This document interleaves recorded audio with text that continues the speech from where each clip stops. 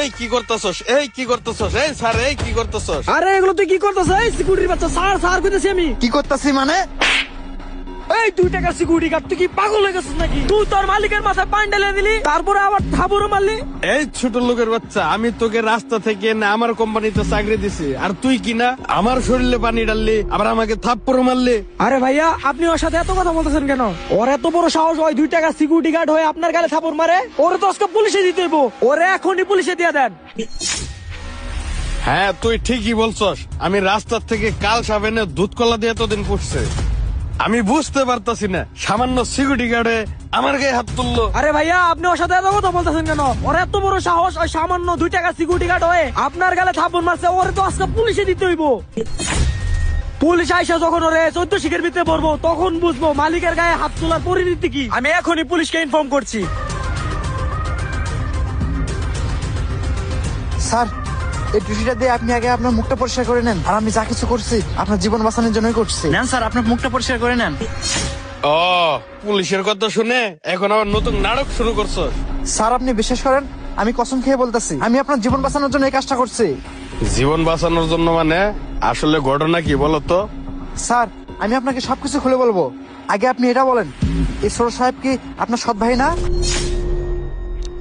আজব তো। তা তুমি জানো কিভাবে? এগুলা কথা তো আসলে কারো জানার কথা না। স্যার, আগে আপনি আপনার মুখটা মুছে নেন। আমি আপনাকে সবকিছু খুলে বলতেছি। এবার বলো তো খুলে। স্যার শুনেন তাহলে এবার। আমি যখন কালকে বাসা থেকে ডিউটিতে আসি, ঠিক তখনই কিরে বন্ধু, টাকা নিয়ে আইসস? আজকে কিন্তু পার্টিটা পুরো দূরা দিতে হইব।